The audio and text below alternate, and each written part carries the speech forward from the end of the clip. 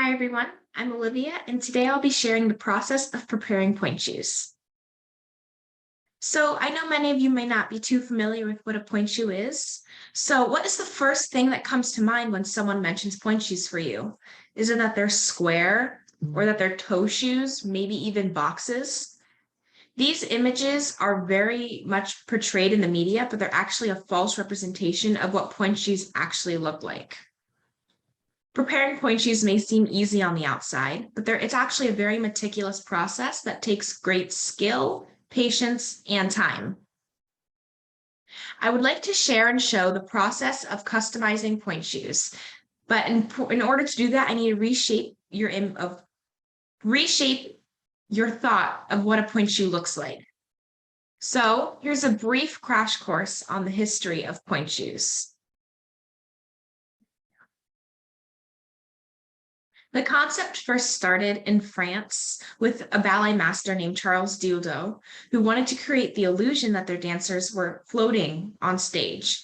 So, according to this quote by Grier Cooper from danceus.org, in 1795, Charles Dioudot created an invention called a flying machine, a sort of rope and pulley system that lifted dancers upwards and allowed them to stand on their toes. This image here is a prototype of what one of these pulley systems might have actually looked like, but for Charles Dioudot, his dancers would only be floating about 2 inches above the ground, just to give the illusion that they're standing on their toes, but when really they're floating. Marie Taglioni was the first dancer to wear these shoes and use the pulley system. Again, Cooper states that Marie Taglioni took things to the next level when she first danced La Sulfide on Pointe. Although her shoes were nothing more than modified satin slippers darned at the sides and toes to help the shoes hold their shape. End quote. So these shoes were very soft and they were just darned at the toe a little bit, which means the tip of the shoe was a little harder. And so it gave her the illusion that she was floating and standing on her toes, when really it was just they had very little support. The shoe that we know today only started to take shape recently. The next dancer to take that big step was Anna Pavlova. And finally, Cooper writes, but the birth of the modern point shoe is often attributed to the 20th century Russian ballerina Anna Pavlova, who was one of the most famous and influential dancers of her time. She inserted toughened leather soles into her shoes for extra support and flattened and hardened the toe area to form a box, making the shoes much like these worn today. So this photo is an example of Anna Pavlova wearing these newer type of shoes that were being created. And as you can see, they're much harder than Marie Taglioni's in the previous slide, as she's standing on her toes a little more. These photos show progression of what point shoes from Taglioni's era, from Anna Pavlova to today. As you can see, it started out as just the soft shoe, and then it formed to a harder shoe with a little more darned at the toe. So you can see all the stitching. That means the box is a little harder, and it actually has a wooden shank in here. And you can see the resemblance from Pavlova's shoes to shoes today. And then, yeah, the shoes today, they're much more sturdy. They have a harder shank and a firmer box, and there's much more support. And we're able to stand without using that pulley system on our toes. So it's come a very long way. So now that you're more familiar with what a point shoe looks like, you can now understand the process of how to sew it much better. So here's some vocab that you might need to know if you're going to sew point shoes. So there's satin, which is the material that the point shoe is lined with. And then the box, which is the rectangular part at the top of the shoe, going from like right here to all the way down to your toes. And then the vamp is the length of the shoe from your toes to your knuckles on the front. So the vamp goes all the way up to like almost where your knuckles end, so like kind of the middle of the foot, down all the way to the box or platform. The wings are on the side of the shoe, and they're on either side of the box. They're right here. And then the shank is the sole of the shoe. So it's this whole bottom part right here. And the platform is the flat part at the very bottom of the shoe that allows dancers to stand on their toes.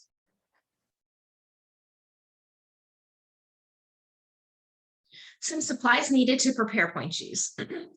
So you're going to need a needle and thread, which is going to be used to obviously sew on the elastics and the ribbons, and you can even be used to darn the top of your shoe. This is very important. You can use pliers. Sometimes I find pliers helpful when it's tough to get the needle through harder material in the shoe. So I use pliers to pull the needle in and out of the shoe.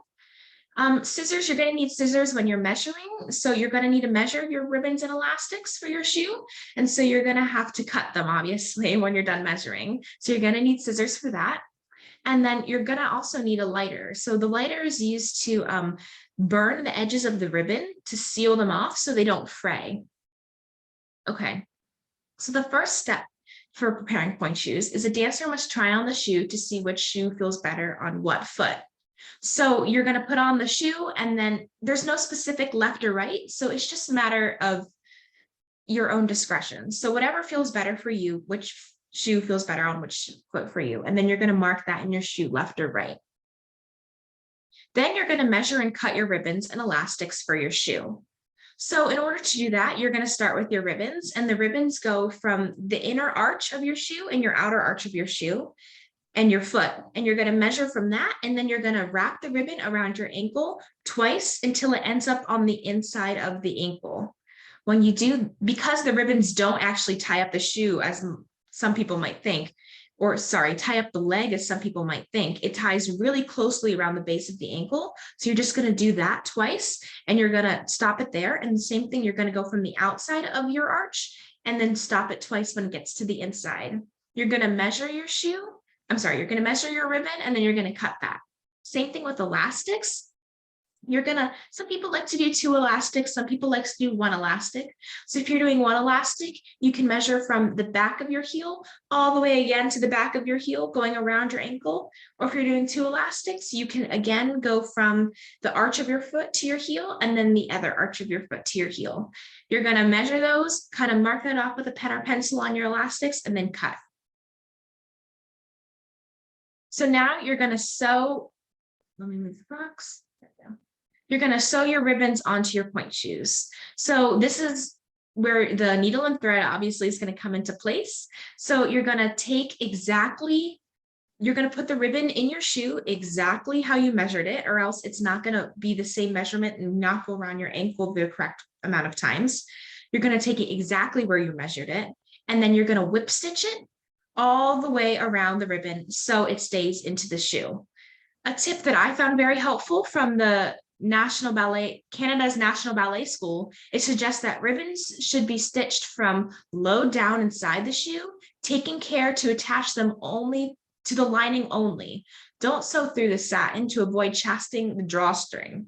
So this is very important. In pointe shoes, there's 2 layers of fabric, the outside satin, and then as you can see, this inside white layer of fabric. You're only going to want to sew into the lining. This makes the shoe looks much presentable, and it's actually much easier to sew than trying to sew through the whole shoe. So you're just going to want to sew right in that first layer of fabric.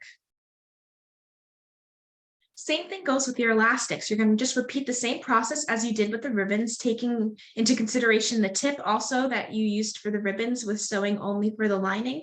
You're going to do the same thing for your elastics. You're just going to whip stitch them into the shoe exactly where you measured them. Next, you're going to pull and adjust the drawstring on the shoe, then cut the drawstring. So many people might think that the drawstring in the front is where goes into a bow, that's the thing that you pull to make the shoe tighter or looser. And many people think you just leave that as a bow because that's what's seen a lot in the media, but it's actually, you have to cut it and then tuck it in. The drawstring cannot be shown when you're dancing, so you have to tuck that into your shoe. So you're going to pull it real tight and knot it about 3 times, and then cut it real low and tuck it into your shoe. You don't need to make a bow. That's not required. Next, you're going to go up on Pointe and decide whether or not you need to square off your box. What I mean by square off the box is, do you need to make the platform of your shoe flatter so you have a more stable area to balance on? So there's two ways you could do that. You could use your scissors, you could kind of open them up and then kind of go around the outside and then just shave a line all the way around the shoe to make it flatter. And you can like score the top of your shoe too, and it makes it flatter. And it also helps with friction on the floor. But the second way you could also do that is, as you saw with Anna Pavlova's shoes in the beginning, is that you could darn your shoe. So hers was a little extreme since she didn't really have a solid box, but darning, you would just take your needle and thread and you'd go around just the outside of the platform where the platform and the box meet, and you're going to whip stitch that all the way around, and it gives it kind of like a formal edge that makes a very flat surface. Some dancers really enjoy the flatter surface. It makes it easier for them to balance and turn. So many dancers actually darn their shoes. The box, sorry. Okay, so now you're going to break in your pointe shoes. So the Kennedy Center, there's many different ways to break in your pointe shoes. The Kennedy Center gives some suggestions, and it says, with the experience, dancers learn exactly how to break in their pointe shoes to their liking. Some ballerinas bend and twist their new shoes, some slam them indoors or even dunk them in water. Breaking in pointe shoes is referring to the process of kind of molding the shoe to your foot so that it works best for you while dancing. So there's many ways you could break in a shoe. You can step on it, as the Kennedy Center explains. You could slam them indoors or bend and twist them. Yeah, you can do whatever you need just to make the shoe a little softer and more to your liking, so it's ready for you to dance. Okay, so the average pointe shoe will last up to only 2 weeks or less, which is a lot considering they're about $100 a pair. So it's really important that you sew your shoes and you prepare them properly. For professional dancers, these shoes can only last up to about a couple hours because they're dancing so frequently. So it's really important they know their process of how they prepare their pointe shoes, and they know how to do it quickly because they only get about 15 minutes to really sew their shoes, maybe even less, because it's such a quick turnover between their new shoes and their dead shoes. Once the shoes are dead, they're no longer usable. You can't wear them. It gets dangerous. So you have to re-sew a pair of new shoes. So the whole process repeats itself, which is why it's really important for dancers to know their process of how to prepare their pointe shoes properly. Remember, there are many different variations to preparing your pointe shoes, and the process will be unique to you. That every shoe and body is different. It's a very subjective process. So it's all up to really the dancer, whatever feels best for them. There's many different types of ways you can sew your ribbons on. Some people like to have stretchy ribbons. Some people like to have satin ribbons. Some people like to do 1 or 2 elastics. Some people darn their shoes. People break them in many different ways. So it's a really unique and personal process that many dancers take a couple years to perfect and really find what works for them. But once you do, you have mastered one of the most important skills of becoming a dancer, which is to prepare your pointe shoes. Thank you for your time and have a great day. And these are my works cited pages.